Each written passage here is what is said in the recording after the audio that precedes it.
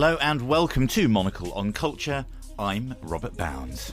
On today's show, we're going to meet two unique creative minds who are both bringing some very impressive and formally unusual new work into the world. The first is the multi-talented British musician Alabaster DePlume, who's a very wonderful saxophonist and singer-songwriter who mixes music with poetry and oratory and, of course, that wonderful nom de plume with which to conjure. I'll be talking to him about his new album and tour. The second is the Swiss visual artist Pascal Sender, who's a precocious enough talent to have passed through the Kunstakademie in Düsseldorf and the Royal Academy in London by being really rather good at painting, before now experimenting with augmented reality and apps that talk back for a restless new show in London. So we'll be using left brain, right brain, front brain and back to keep pace with two original thinkers doing something very different in today's cultural world. Alabaster and Pascal will be yours right here on Monocle on Culture.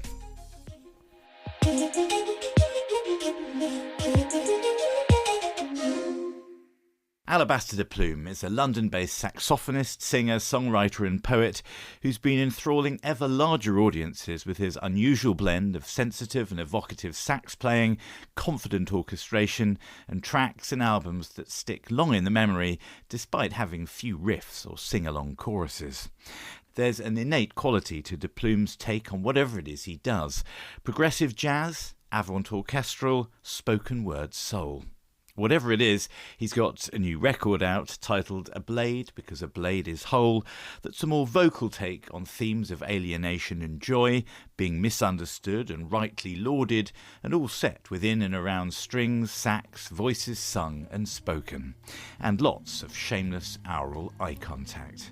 That's the DePlume way, as you might discern from this conversation we had in the Monocle studios here at the ever-soulful Midori House.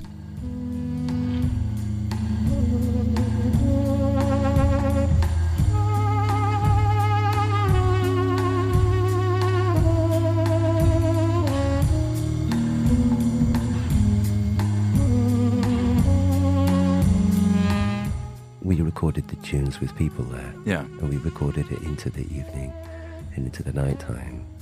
You get different sides of yourself at the different times. But the main thing is like it's a response to the moment you're in and the way it's done. Like I like to write these things so that they can be developed by the players in response to each other and in response to the audience who are there. And because it's not my message, my music that I am doing to anyone. So it's not a didactic thing, it's a kind of vibe. You write there because I was going to ask you this. Yeah. Sometimes people, this question can go two ways when you ask people, because when you say this sounds like it was written, definitely, but it sounded like it was developed in real time. And some people go, what do you mean? I spent hours doing the notation for God, this. Bless you. Rob, what about you? Rob, thank you for dealing with musicians. I know what we can. It's a pleasure, isn't it? Oh, mostly, you know this. But you play, don't you? I don't play anything. Play the microphone. I was looking into your Twitter and I like the things that you put in, and I was trying to find if you had made music. This is what I like to do before I'm going to speak to somebody, nice. Because I'm going to talk to you. I want to know who, it needs to be you that I'm talking to. I don't know if you're like this, like if anyone wants me to do something and if they already know what they want me to do, then they don't want me to do it. They just want someone to do it. Do you know what I mean? Mm-hmm. And at that point, I leave. I don't know if anyone else is like this. Anyone who's listening, I'm such a stubborn sod. And I was like, as soon as if you're not going to make it include me, then I will leave. And the only way to really include me is to not know what you want us to do. Not know the answers to the questions. Yes, exactly. And like they ask me, like, how do I do the show that I do, or how do I make the record? Like I say, I don't know. I have to say I don't know, because it depends who is there. And if I knew how to do it, then it wouldn't matter who's there. Like, I don't know how to have this chat with you. Well, I'm steering this very small boat. It's like an owl and a pussycat situation. There's only two of us in this pea green boat, Gus. So I'm going to try steering it, but you're powering it. It's you're feel the wind in the sails. That's how this conversation, hopefully, is going to go. Is that a deal? That's all right, isn't it? That's a deal. I love that. I love it. That's the second boat analogy we've had so far in this. I know, because I kind of almost got washed in from South London just now by the wind and rain. Yes, you did. Maybe I'm channeling that. Maybe I'm channeling the nautical. Can I ask you, Gus, about the title? Two things. Alabaster DePlume is such a wonderful name. When I first heard your music, I think I heard it recommended. I know who first heard talking about your music was Andrew Mail, who sometimes comes on this program. He writes for Mojo. Bless him, I love him. And I love him, and he's very good. And I think he maybe it was even on aforementioned social media. Okay. Was talking about how nice one of your earlier records are. Well, he's very. And I thought, well, what a great name Alabaster DePlume is. When it comes to Noms DePlume, I won't go into how that came about. But what about the title of the LP? A Blade, because a blade is whole. Well, I know you wrote some poetry beforehand, quite a lot of it. Well, what mood were you in to be writing that, and for that to inform the title of this new record? When I make this music, some people pay attention to it. They pay close attention to the things I say. I realize that where there is a fracture inside me, it is a fracture I will project. Where there is healing in me, it is healing I can project. How will I work on the healing of this world? You see this world, you see what is occurring between us. This world is awakening to the reality it was already living.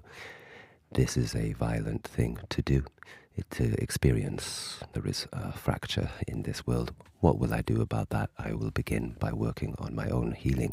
And working on this, I discovered that there is a dignity, there is a relationship between a dignity and independence and sovereignty and the work of healing.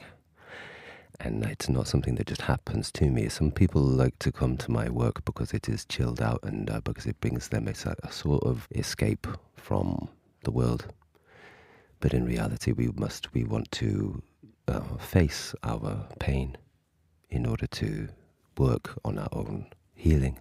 And I took myself as a project to heal, to work on. Not that there is some, terrible thing happened to me that I need to fix and then it'll be okay, like in a Disney movie. But the soundtrack is for hours away. Yes, exactly. But it is as a result of this work on myself. I did it by creating these things, the poetry and the music. Reading the verse back, I am faced with myself, facing myself. I accept myself, accepting myself, I heal. And so it is a part of the work, and it is over several years of doing this. I had a project, I had things to sort out about myself. Don't we all? I had them to sort out. I worked on them, and now we have this record, and it is a blade, because a blade is whole. The blade that divides the things is itself whole, and we admire the blade. The blade is, we can be like this. We can accepting the loss. There is less of me, I am more myself. And I meet with the feeling, and I meet with the emotions that I am. I mean, if we could fit that on the poster for the new LP. Exactly. Well said, exactly. Gus.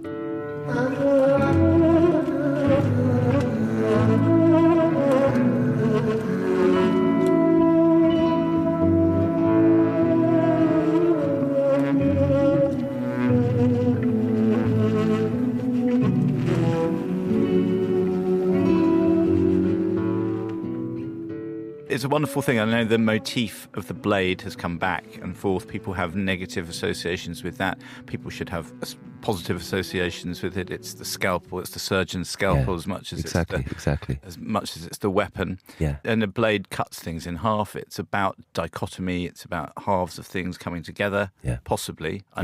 You've got lots. I don't want to put more words in your. No, I love it. Yeah. But it struck me that was the thing. There's something about change that struck me about this record, actually. Go on. You listen to a record, you put an album on in a quiet room. Yeah. The room is obviously different throughout that experience. It's different at the end of it. You're slightly different at the end of it. You've remembered bits, you haven't bits. You wonder what on earth was going on with some bits. But there's a very addictive quality to this thing. I know when the album begins and finishes because it's on a sort of one of these streaming things. But there's a sort of circularity to it. It's a really? got a very lovely quality to it. It feels very live, and it feels very much like you're looking the listener in the eye with this LP. What about the making of it? I know that you recorded this at the Total Refreshment Centre in N16 in North London here. What was that like, the making of the thing? You've just mentioned the circularity of it. This is, I love that you say that, because this was conscious. And I love to work over that album from different angles, and to bring it so that it brings you back. It finishes on the note that it begins on, actually. And the key is, like, it has a beginning and middle, and it has an arc. Each side of the record, actually, on the vinyl has a kind of arc to it. But usually I make things that are unfinished before I bring them to the players, so that the players have space. You know how if you present yourself as finished, then there's no room for the person you're talking to. It's like you've got everything to say. They don't need to be there, so they won't be there. Whereas if you present yourself as unfinished, then there's room for the other person to fill the spaces, and it's more vulnerable that way. And so I love bringing material to the players and finding what they created into. But this time, this record, I decided to work on it, the arrangements of the music, in a more deliberate, personal way. There's something disciplined about, not undisciplined, but about opening up your methodology, your writing process, the actual sound of the finished album, where you didn't know that person was going to go on that little solo discourse, take this bit of notation and take it left, right, down the middle, whatever it might be. How easy is it to give up control, I wonder? Is that part of you doing the change that you're talking about, the healing that you're talking about, to kind of slacken your hands on the reins a little bit? There is a thing about coming to play the show. I have surrounded myself with hundreds or thousands of people who have come to listen to what I am going to say or do, and I can be forgiven for thinking that the situation is about me being good at something or not. But it is not. It's not about that at all. That no one cares if I am good. Or that's not very interesting. That's it. And so we have what you're obviously talking to your promoters here for your tour, aren't you? Exactly. Yeah. I'm setting them up. It might up. be good. It might be good. But we have come for something more important that is harder to describe, and the thing that we've really come for will be true, whatever I do or don't do. Get out of the way of the song. The song wants to come through. Get out of the way. It will come through me, but it is the song that we've come for. It's not me. It's not about me. I'm useful in this situation, certainly, and we have put my name at the top of the ticket, but we have come for something that is more divine than am I good at this or not. So no one cares. And it feels like that, delivering a record. It feels like giving up, relinquishing control, because in truth I am not in control. These people are grown-ups and they're going to make their own decisions. They're here because they want to. They're going to do this because they want to. I love them. I see that they're alive. Living is hard. They are bothering to live. I can feel my joy for that. You likewise just now. We are speaking together. I could get anxious about our situation, what I'm going to talk with you about, how this is going to go, what will that mean for, I don't know, my career, whatever. But in truth, here you are, human being. I don't know what you've lived, but I know you have lived something. And I know that living involves suffering. And so you have suffered, and here you are, in spite of what it is to be a human right now. And you are glorious, you are divine, you're wonderful. And it is humbling that you spend this time with me, just as a person. I'm going to put that on the poster for this podcast. That's right. My producer's smiling through the glass. Dream of a life, but I like to be sure that I've seen that they're coming, that I've seen that they're coming, that I've seen that they're coming.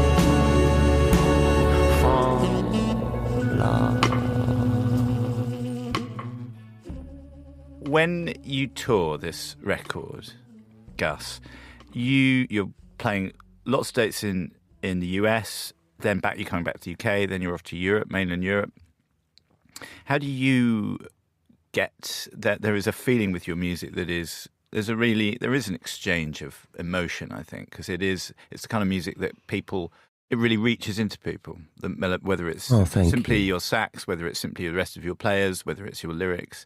But how do you knowingly create the kind of atmosphere, the kind of aura in which this music sits the most comfortably in an auditorium in front of an audience?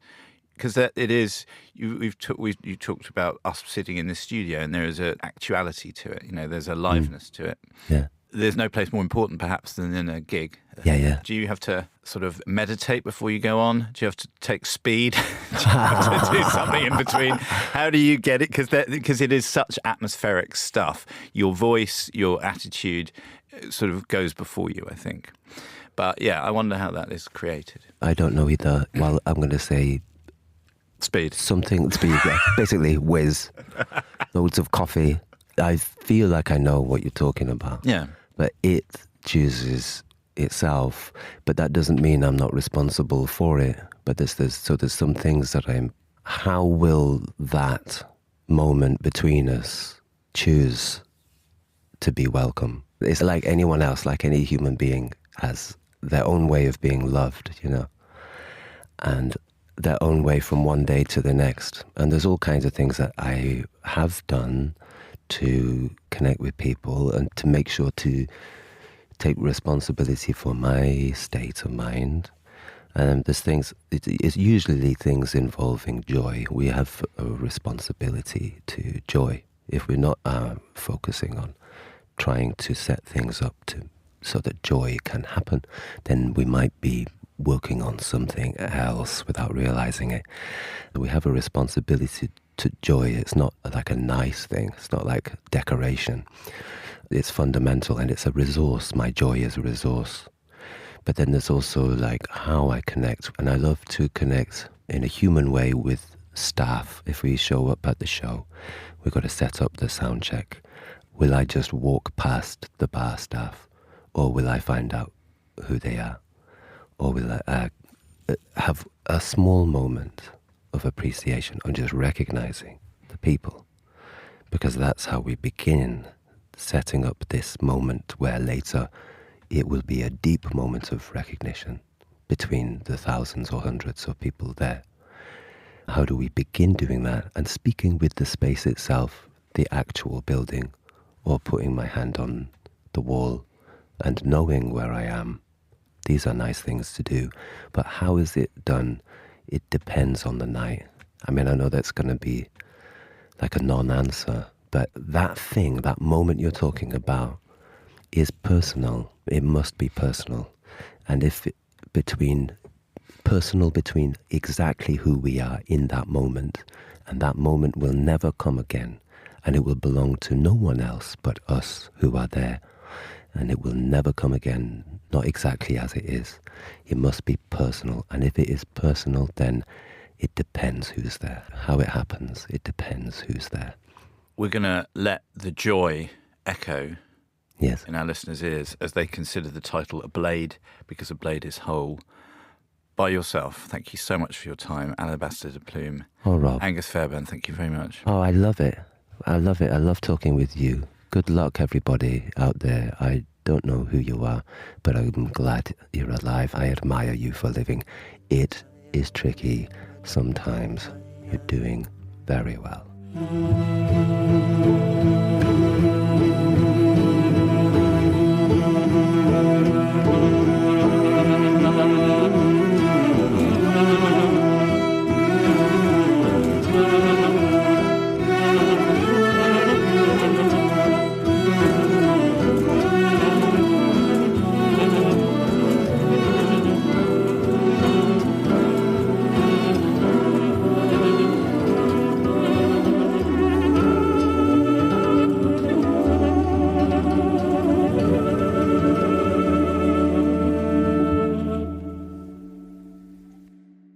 some calming, supportive words from Alabaster DePlume there. And his new, wonderfully titled album, A Blade, Because a Blade is Whole, is out now on International Anthem.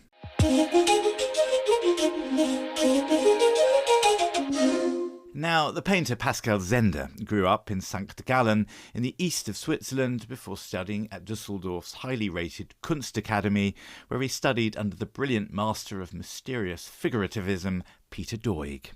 Then off he went as one of the very few to be accepted into the Royal Academy schools in London, and all the while he's been making bold, mischievous, fluid and rather arch paintings, often big works in oil, that mix figurative subjects with abstract and surreal flourishes, with lots of movement, humour and inescapable energy. For a while, he's also incorporated elements into his work that allow them to be viewed through augmented reality. And he said that if people are going to look at his paintings through a phone lens, why not give them something that really twists their melons? Well, he didn't say that, but you probably know what I mean.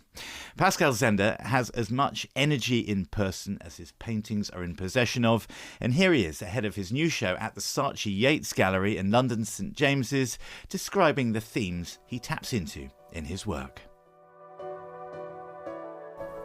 I'm interested in moving in total and how memories move and how we have this fact that we look at a photograph and then generate a kind of wrong memory of it. And I think I try to do something similar, but with the painting. And sometimes I also painted as a lower quality version of it, then went home and tried to remember the painting that I just did, and then the next day rework it from that memory again. And I try to constantly free myself up from the subject and then falling back into it. So but it's actually quite loose. And I think I try to find subjects or moments where I believe, simply spoken, it has joy in it. It has something where I don't want to be like an activist or tell you the truth or whatever. I wanted to be grounded and make work that contains a certain level of fun or an idea of happiness, maybe. I don't know.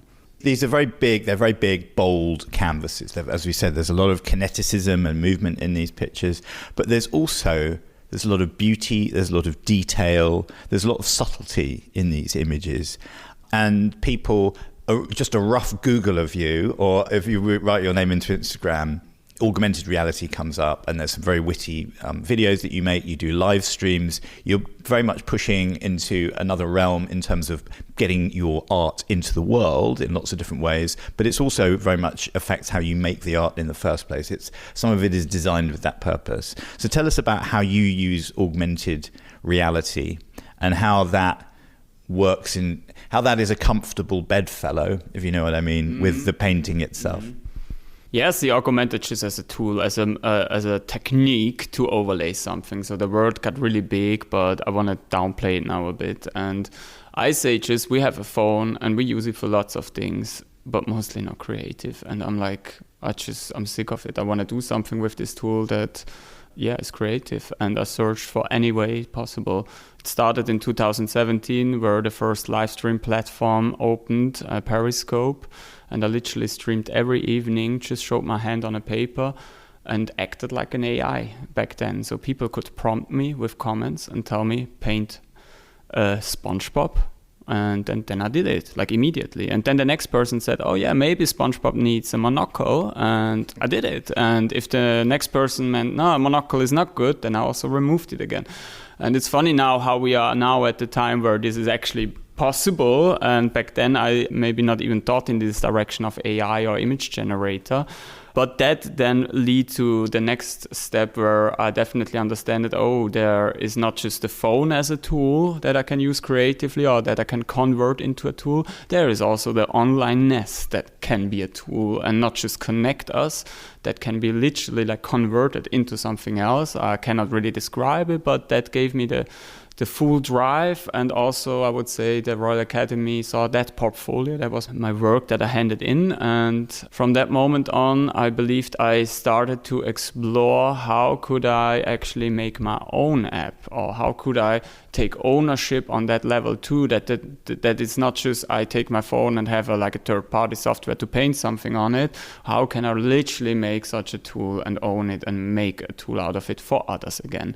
And I'm still not there, but I would say on the way to literally be a developer that at the end will launch a tool that people can use to do something creative.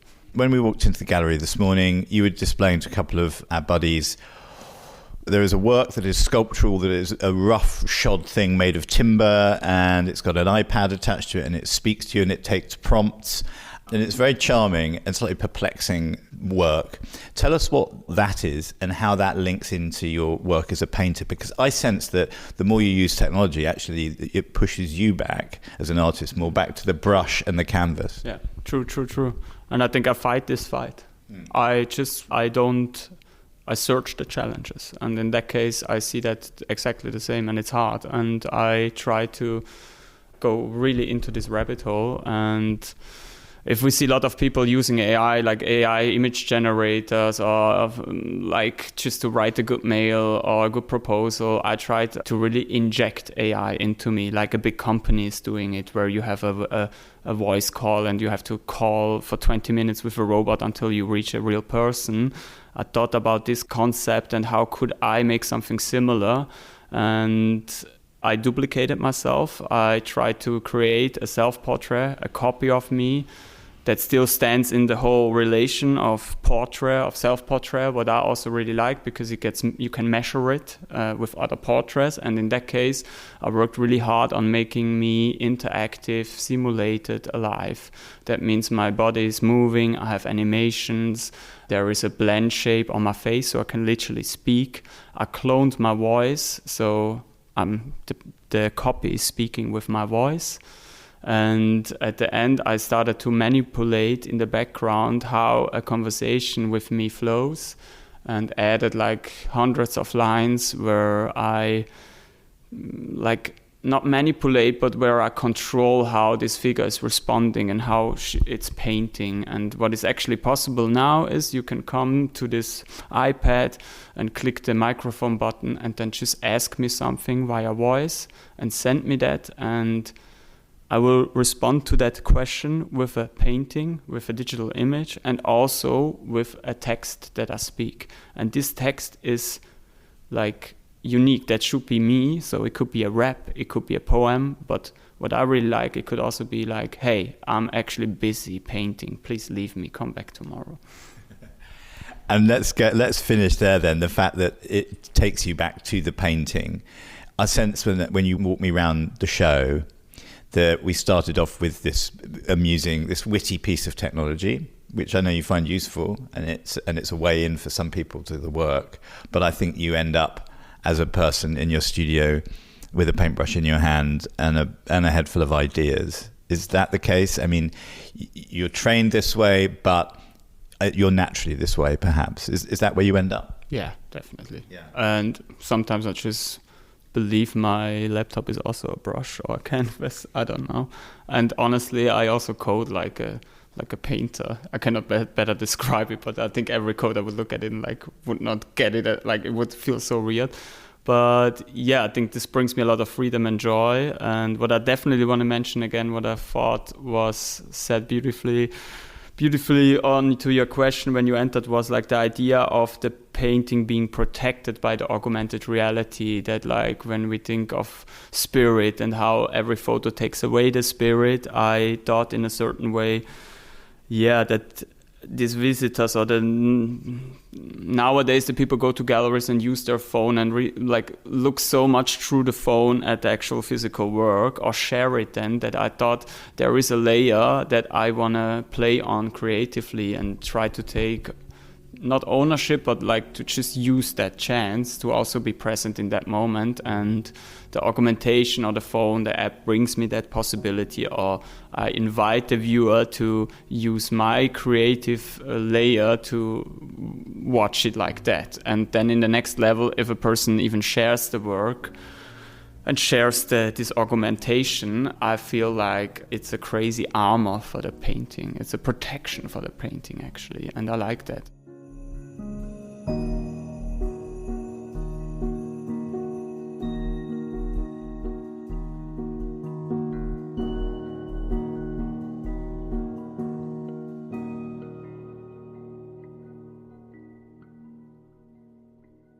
That was the artist Pascal Sender, and his solo exhibition is on at Saatchi Yates on Berry Street until the 11th of April. Monocle on Culture is produced by Sophie Monaghan-Coombs and Steph Chung-Gu, and Steph also edits the show. We'll be back at the same time next week, but until then, from me, Robert Bounds, thank you for tuning in.